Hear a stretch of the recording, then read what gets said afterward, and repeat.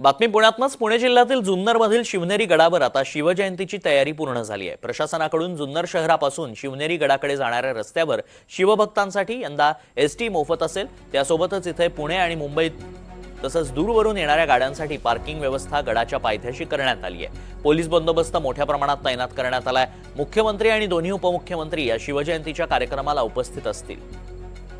ज्या 19 फेब्रुवारीची सर्वांनाच उत्सुकता असते ती शिवजयंती आता जवळ येऊन ठेपली आहे आणि याची संपूर्ण जी तयारी आहे ती आता इथे जुन्नर मधल्या शिवनेरी किल्ल्यावर झाल्याचं चित्र आपल्याला पाहायला मिळतंय। जुन्नरचे तहसीलदार आपल्यासोबत आहेत। काय सांगाल, कशा पद्धतीने ही तयारी झालेली आहे आणि एकूणच यावेळेस पहिल्यांदाच उपमुख्यमंत्री सुनेत्रा पवार येत आहेत। खरं तर अजित पवार नेहमी इथे यायचे, ह्या पायऱ्यांवर सुद्धा चालत गेल्याचं आम्ही पाहिलेलं आहे। मात्र आता ही संपूर्ण तयारी कशी आहे? प्रथमतः मी आपणा सर्व प्रशासनाच्या वतीनं जी आपली दुःखद घटना झाली त्याबद्दल मी अजितदादा पवारांचं जे दुःख त्याबद्दल सर्व प्रशासनाच्या वतीने खेद व्यक्त करून एक श्रद्धांजली व्यक्त करतो।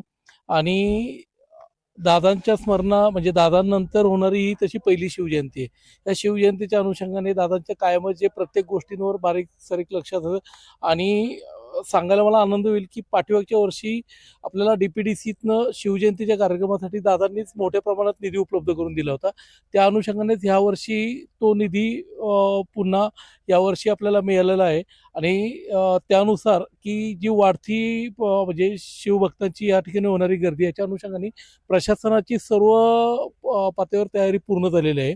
यामध्ये मग म्हणजे जे शिवभक्त येणार आहे त्या शिवभक्तांच्या स्वच्छतेपासून पिण्याच्या पाण्याच्या सुविधापासून त्यांना कोणताही त्रास होणार नाही याच्या अनुषंगाने जे काही फॉरेस्ट विभाग असेल, पीडब्ल्यूडी विभाग असेल, आरोग्य विभाग असेल, पंचायत समिती असेल आणि त्याचबरोबर पीडब्ल्यूडी इलेक्ट्रिकल आणि पुरातत्व विभागांची आमची पूर्ण प्रशासकीय तयारी यामध्ये पूर्ण झालेली आहे।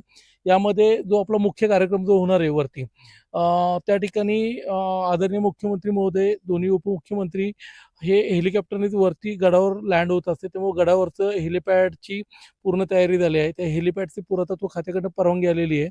गडावर एक हेलिपॅड आहे आणि जुन्नर या ठिकाणी खाली पायथ्याशी आपण 3 हेलिपॅड बनवलेले आहे। पायथ्याशी गेले म्हणजे आजपासून जो चालू होणार 3 दिवसाचा जो पर्यटन विभागामार्फत जो जुन्नर शिवनेरी महोत्सव जो आहे तो आजपासून चालू होत आहे।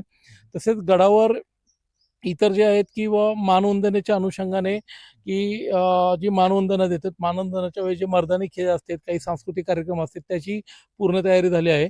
आणि तसेच शिवकुंज आणि आपली शिवजन्मभूमी आहे त्या ठिकाणी जो प्रत्यक्षात जन्मोत्सवाचा जो कार्यक्रम करण्यात येतो त्याची पूर्ण फुलांची आरस असेल किंवा फुलांचं डेकोरेशन या बाबतीत प्रशासनाची सर्व पातळीवर तयारी झालेली आहे। त्याचबरोबर येणाऱ्या लोकांसाठी पार्किंग असतील, त्यांच्या स्वच्छतागृहांची व्यवस्था असेल, एस टीचा प्रवास असेल, ह्या ठिकाणी आपल्याला विशेषतः सांगू इच्छितो की यावेळेस पहिल्यांदा माननीय जिल्हाधिकाऱ्यांच्या सूचना आणि अजितदादांचं जे कायम पाठीमागच्या आम्हाला क्लिअर सूचना होती की बाबा पार्किंगपासनं जे पहिल्या पायरीपर्यंत येण्यासाठी एस टी बसेस आपण ठेवत असतो, त्या एस टी बसेसला तिकीट आकारलं जात होतं इथनं मागं।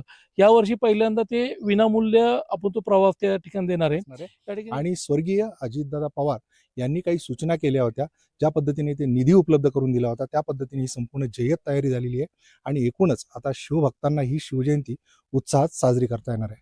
अविनाश पवार, NDTV मराठी, जुन्नर, पुणे।